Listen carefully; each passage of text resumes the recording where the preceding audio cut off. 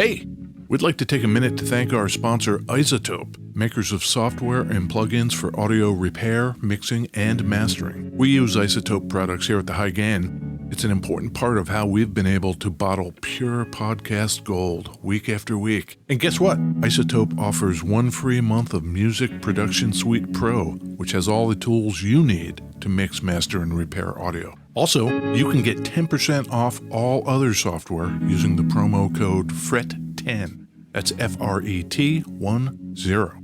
All of this is at iZotope.com, IZOTOPE.com.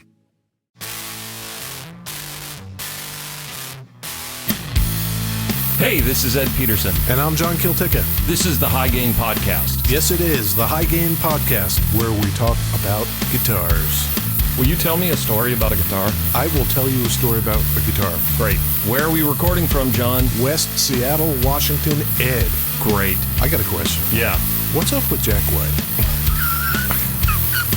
Is it me or does that dude never smile? I got a question. What? What's up with Kanye West? Does that dude ever smile? Come on, Kanye. You've got such a pretty face. Right. Why don't you smile more? Hey, Ed. Yeah. What do you think about those sweets? I give whatever. Well, hit or miss. I find them hit or miss at best. They do stuff. They do stuff there in Sweden. I think their style of democratic socialism is top notch. Yep. I'm into it. Well, you know, that whole country's the size of California. Those people up there, they're happy as fuck. They're pretty happy. Yeah. And you know what they do in the northern part where nobody lives? Make sweaters. Well, they probably make sweaters, but they're known for guitars. Oh, yeah. So you know what that is, Ed? We have this thing where you ask me, do I know what it is? And every time you ask me, I'm staring at the guitar. So yes, I know what it is. Yep. Oh. Yeah. This is a Hagstrom. It's like a bluish Hagstrom. It's got H3. It has 3 pickups in it. It also has the Roman numeral 3 on the headstock. Yep. I can see a Hagstrom 3, it says. Yep.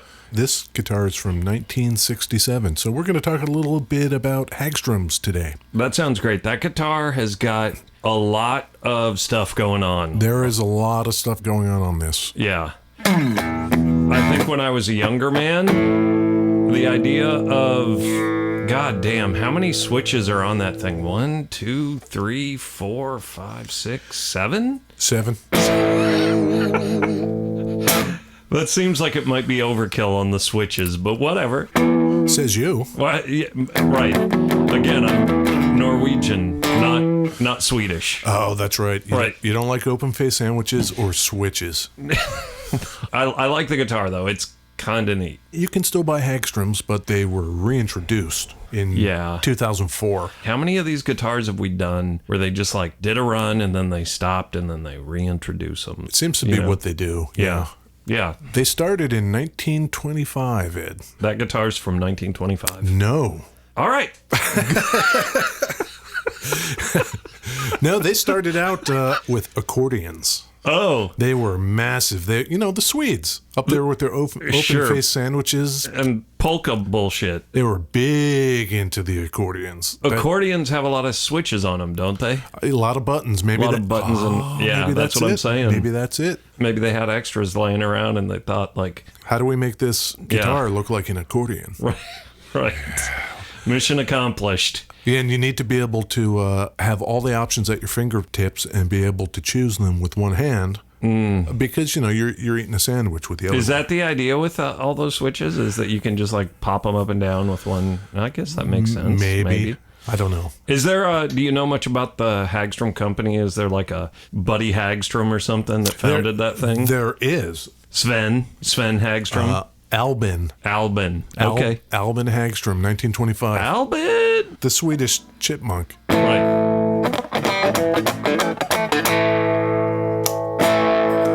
I'm playing you what some of these switches do. Okay. 3 of the switches are just on and off switches for pickups. Okay. Right now, I have all the pickups turned on. Okay. That's all three. And they're like single coil. They're kind of fat single coils. 3 on single that thing. coils. If I turn off the neck pickup, which is the most bassy of the pickups, Sure. Yep.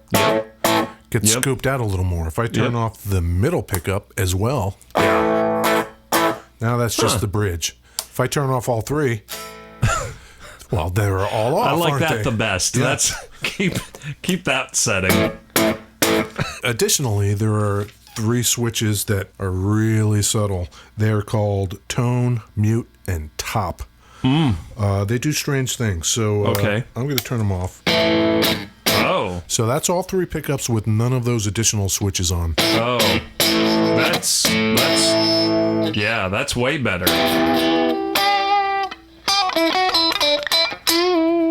Yeah. So the first one, the tone switch, it boosts the bass. Now I'm out of tune, but that's all right. Yeah. Okay. Man, it almost feels like it cuts the high end as opposed to boosting the bass. So the second switch of those 3 Yeah, is, we're not done. Right. More switches. Yeah, it's called volume dampening. Okay. Like I said, all 3 of these switches are very subtle. Okay. Pull those other 2 off again. So let's just hear the last one. Okay, this is everything. Nothing on. Nothing on. Yep. Great. Now the last one. What's that? The last one is treble boost. Ooh. Yeah. Do it again. Very subtle. That's on. That's off. Do it again. Okay. Off. On. I think that's something. Do it again. Off. Okay. On. Okay. One more time. Okay. Off. On. Okay. Now I have a theory here, Ed. Is your theory that those switches are not actually connected to anything? They're just they're very switches? subtle, but I wonder if they become less subtle if all 3 pickups aren't actually on. Maybe so. So if I turn on just the bridge pickup, and whoa, by itself, see, it's very trebly because it's the bridge pickup. Yeah. Now what happens if I turn on the bass boost? Yeah, that is a drastically different sound. That's something. So likewise, if I turn on just the neck pickup, which is more bassy, now what happens if I turn on the treble boost? Yep. Maybe that's what they're trying to do? Yeah. And then the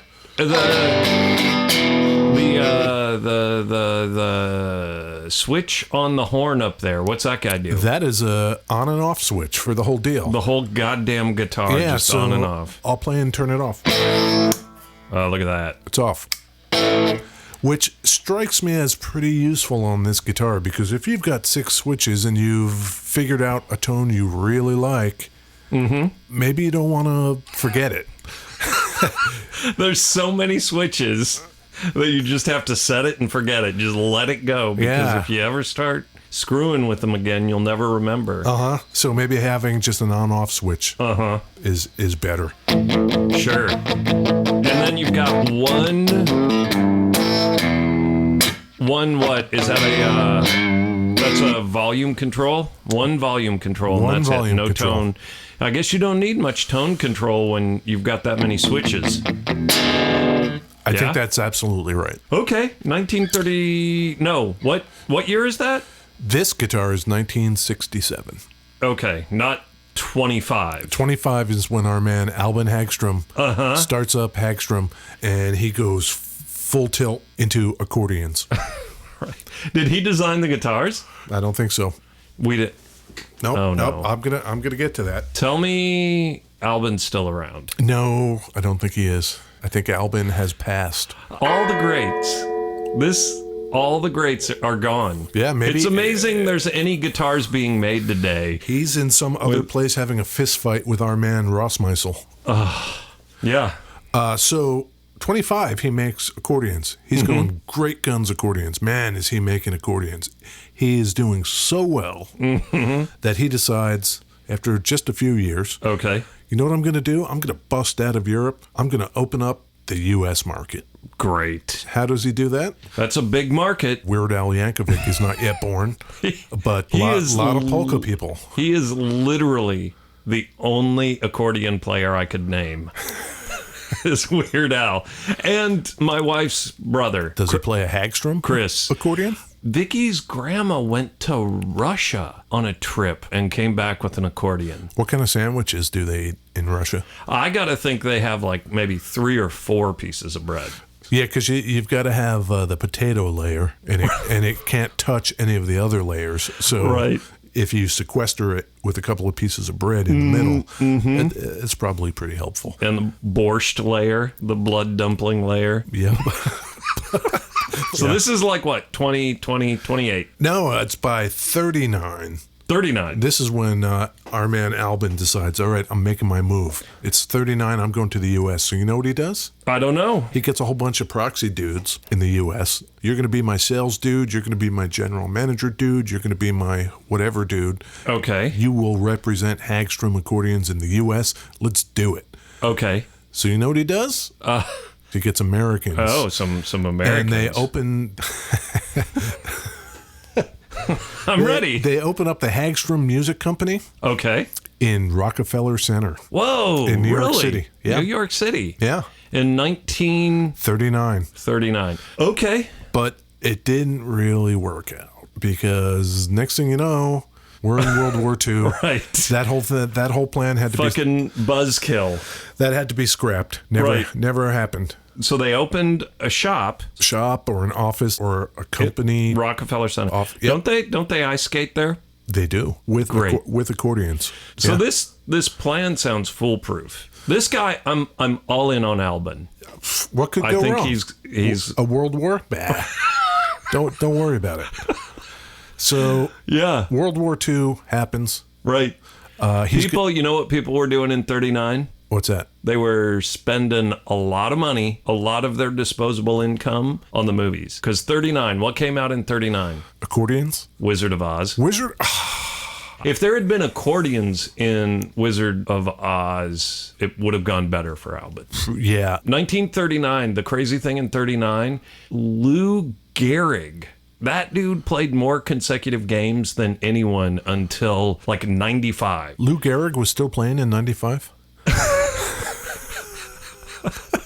So in like 1938, his game started going to shit. In 39, he goes to the doctor and finds out he has the ALS. In 1939. Did you know that? That's why he retired from baseball in 1939. Lou Gehrig is unceremoniously diagnosed with Lou Gehrig's disease. That's correct.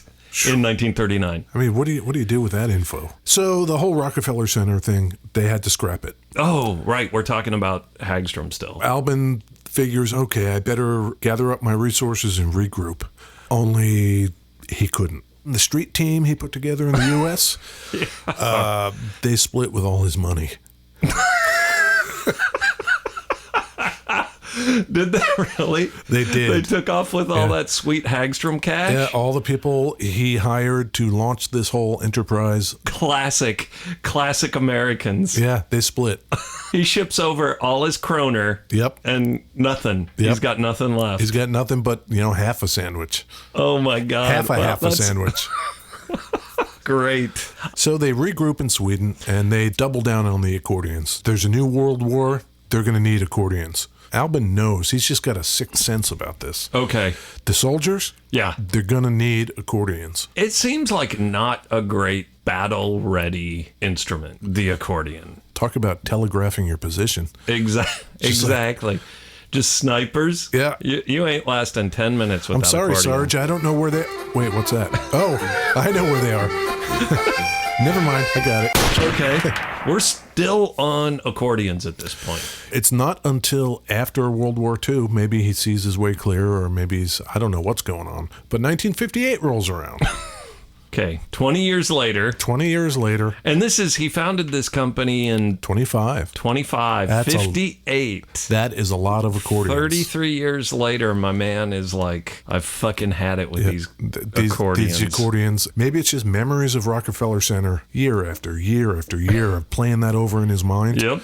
He's got to make a clean break. Okay. But he doesn't make a clean break. He continues on with the accordions, but decides, let's try out some guitars. Let's make some guitars. The balls on this guy. I love it. Albin is not fucking around. My opinion of the Swedes is suddenly it's turning around. They're making space-agey models for manufacturers like Kent.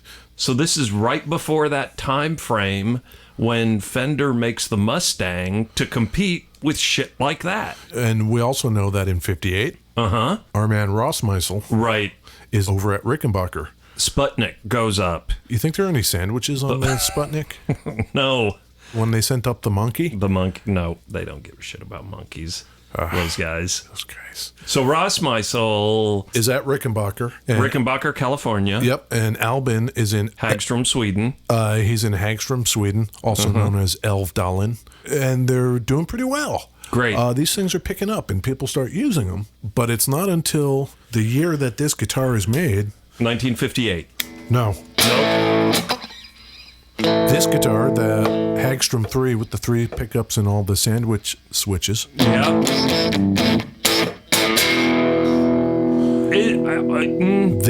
This comes out in 1966, I believe. This particular guitar is a 67. 67. 66, 67. They had other versions of this one before 67, but this one's a 67. You know what else happens in 67 at Hagstrom? And I gotta think this means something.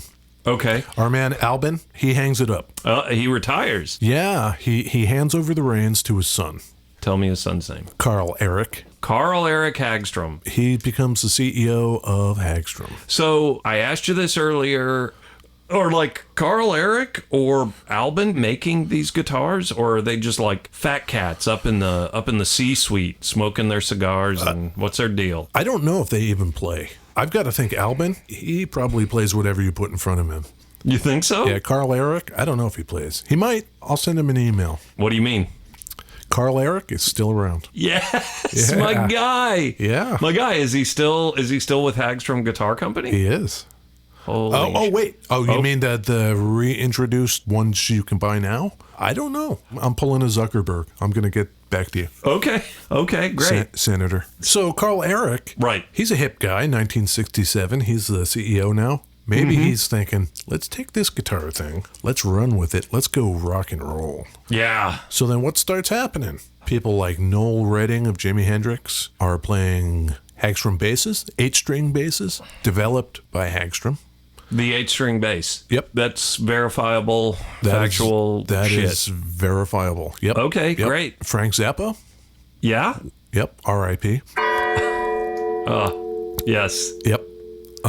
Playing Hagstroms. Good guitars. Guitars, yeah. Great. Yeah. Elvis Presley, for his comeback special, is playing a Hagstrom, a Viking, I believe it was. Like on TV or like, live. Yeah.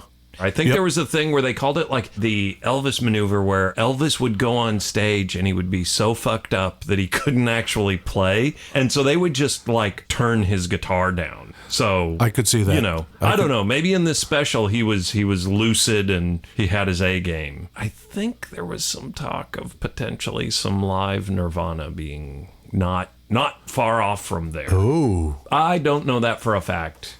So then allegedly. Allegedly, Senator.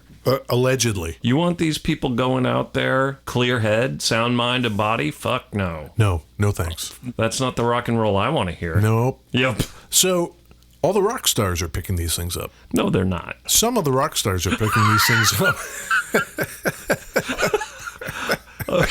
Okay.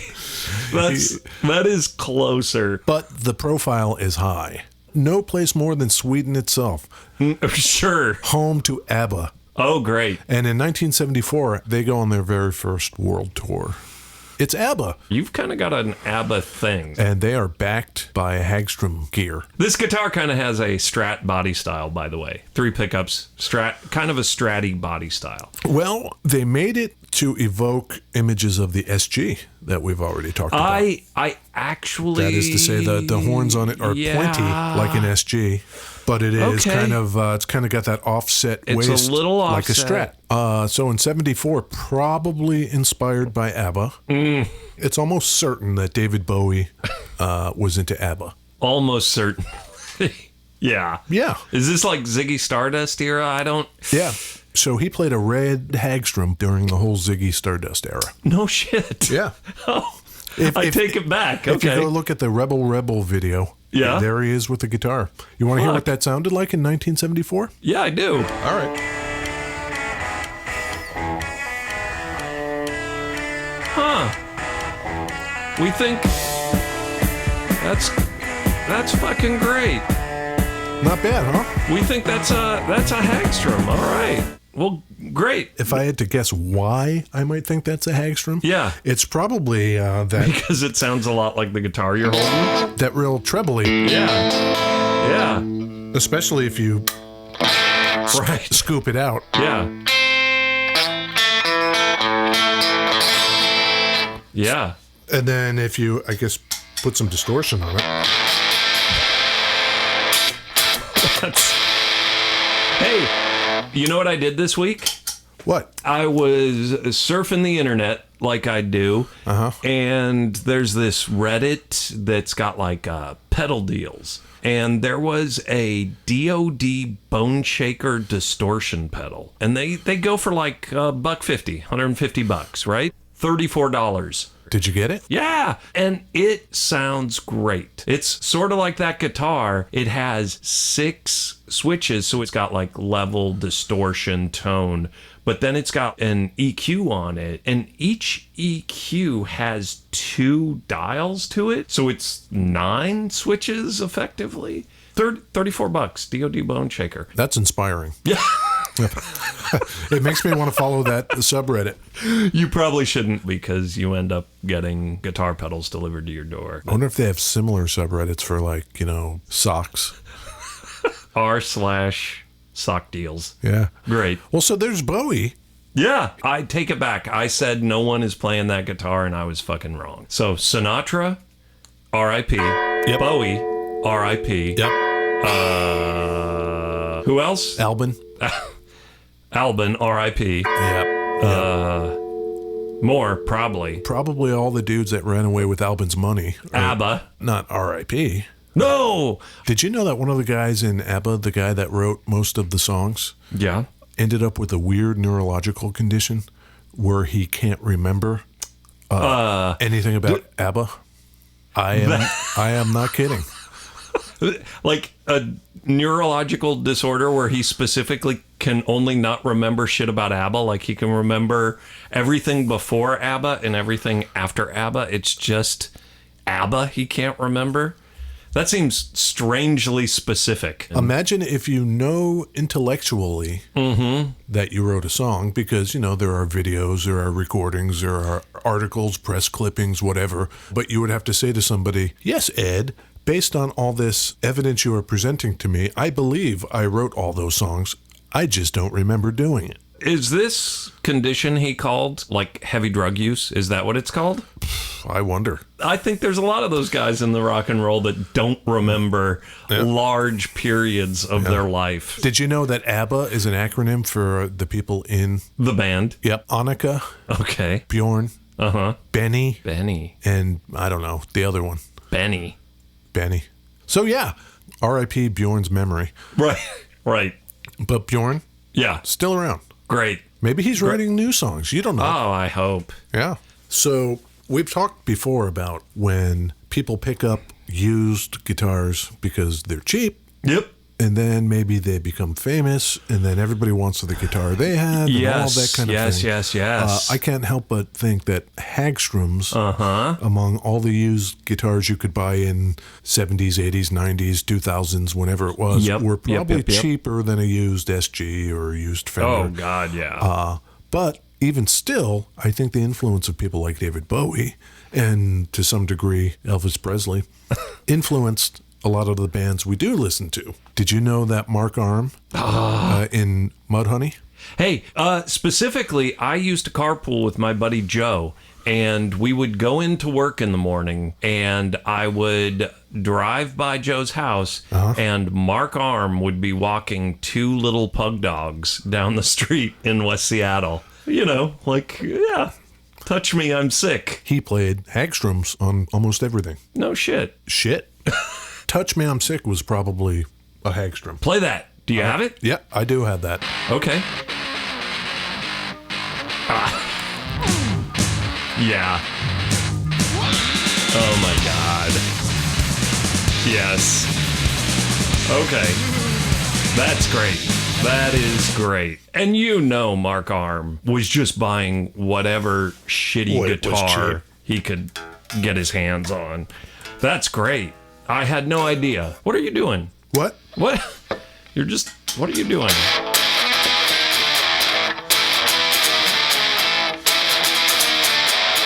Like that? Yeah, I Yeah. do like that. Yeah. I do. That's what he played. West Seattle's own. Yeah. West Seattle's own Mark Arm. Why isn't Mark Arm sitting here with us right now? I don't know him. That's valid. That's a valid. Maybe he lives near here. He does. Let's just call him up and get him in here. I think it might be a little late for that. Yep. You know what I'm saying? That's not the guy I thought you were going to talk about when you talk about Hagstroms. There's a guy you associate with the guitar, like the Fender Deluxe I associate with Chris Shiflett, right? And I think I see where you're going the with this. Hagstrom I do associate with one person and one person only. Who? Pat Smear. Pat Smear of the Foo Fighters, of the Germs. Yeah, that guy. plays Hagstroms exclusively and is Yeah. known to have one of the largest collection of vintage Hagstroms in the entire country. If he was in the Germs 78, Yep. Bowie is 74. Oh, right. So it makes you wonder if Pat Smear is thinking, I don't get the feeling that Pat Smear was thinking about a lot. you want to hear the Germs? I do. Listen to this Hagstrom. Okay. It's that scooped out trebly sound. That's great. That is great. It's pretty good, isn't it? Pat. He's like a little baby. Yeah. This is my jam. That's so good. That is so great. So maybe that's the thing that is appealing to, Cheap. well, cheap and that kind of real trebly, nasty. It's... Yeah, I mean... It makes you wonder if they were deliberately trying to not have tone. Yeah. Yeah. I saw Nirvana in the Pat Smear years. And was he playing And- a Hagstrom? I Probably. don't remember. Probably. I mean... Yeah, he was. Okay. Yes, almost certainly. How old is that guy? I think he's like 60. Old Grandpa Pat. Yeah. All these guys are snatching these things up. Yep. Finding out that they play great, finding out that the tone is unique, and they're kind of making their own little sub-scene with these things unknowingly. I'm not saying any of this was deliberate. Right. I think I buy into your theory that, oh, hey, look, $50, I'll take it. Right. But I mean, certainly once not, you get famous yeah. and once you get known, people see pictures of you. yeah. And what's that thing? And Bowie was not buying it because it was a $50 guitar, I doubt. he probably just like bought it Pat- because it was red. It matched the outfit. Perfect. Yeah, all that happens. Yeah. And now we're in the post-grunge era, and in 2000, We're jumping, we're way forward. we don't have to go too far forward. Well, I mean, we're in like the Germs. That was like late 70s, early 80s, right? Okay, So- early 80s. Okay. Let's go there. Post grunge, early 80s, post grunge. Yeah, Got it. early 80s post-grunge. Right. Yeah. 1983. Our man Carl Eric. Carl Eric, Well, he stops making guitars. classic. Yeah, he goes out big. Yeah. Yeah, so that's it. So from 1958 to 1983, Yeah. those are the years Hagstrom made guitars. Okay. You can still buy Hagstroms. You can buy a Hagstrom today. So in 2004, Oh, Hagstrom starts making guitars again. I don't know if Carl Eric is licensing his name or if he has a stake in it. I don't really know. I do know that the majority of these instruments, the new Hagstroms that you can get, are made overseas or China or Korea or wherever. Is that... I would try one Pat out. Smear, does he have he's got a model, right? He does. I think Hagstrom makes a Pat Smear model Hagstrom. Where are they made? China. Fuck that shit. Still designed by Swedes, apparently. Yeah, but not manufactured in Sweden. Mm-hmm. If anybody out there has played one of these Chinese, Swedish guitars, let us know. Yeah. So your guitar is a 67? 1967. That guitar's like older than me. This guitar is exactly my age. Oof. Oof. You've got some good company. If you're from that guitar's, you were born in 67? Yep. So was Vin.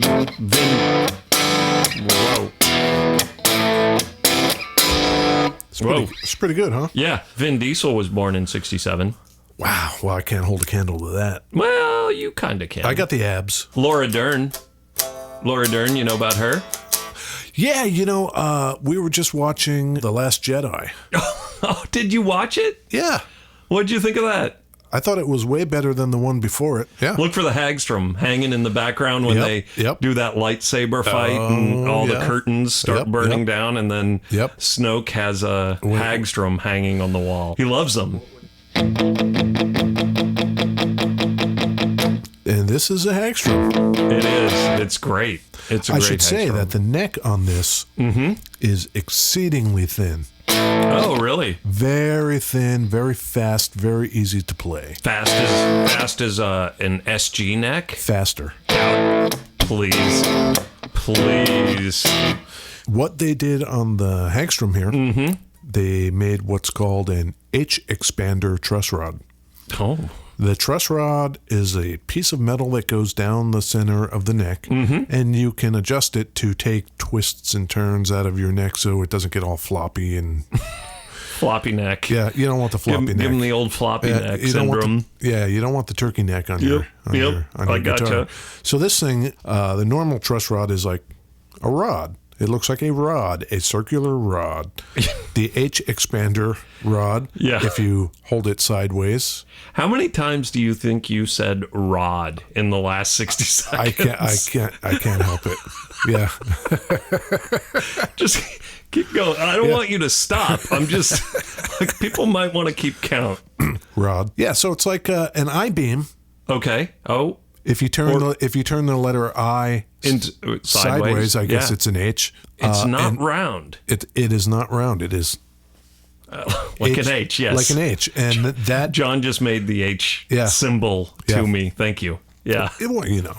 We'll put a diagram of an H on the For those page. of you who don't know, I mean, well, it could be a lowercase h, could be a, I don't know. It's an uppercase H. Uppercase H. Great. Yes. Okay. And so so that makes Hagstrom. Do you think that's a? Yes. I wonder if that's a thing. It's an Easter egg. We figured it out. You were on top of it. Oh man, that's so good. Yeah. So.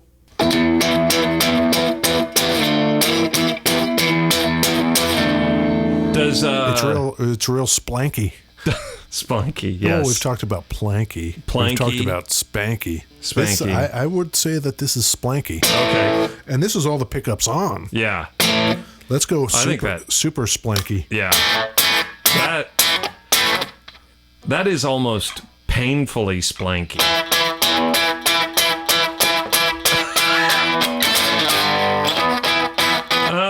You almost had it. No, that was maybe not. Yeah, that was like Lit, right? Is that song by Lit? So. Lit, like waking up. That's not Lit. Good Lord. It's pretty splanky, isn't it? Yeah.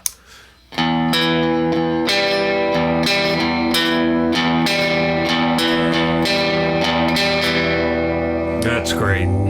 Doomy. To me. Do they have any Hagstroms at Thunder Road Guitars? Yes. They do?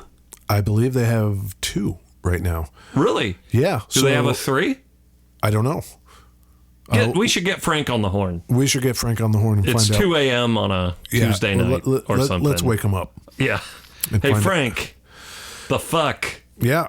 Huh. Yeah. 2 Frank, Hagstroms Frank over at Thunder Road Guitars. in beautiful West Seattle, Washington. Yeah, thunderroadguitars.com. And Portland, Oregon. They have 2. And Portland, Oregon. Yep, they've got 2.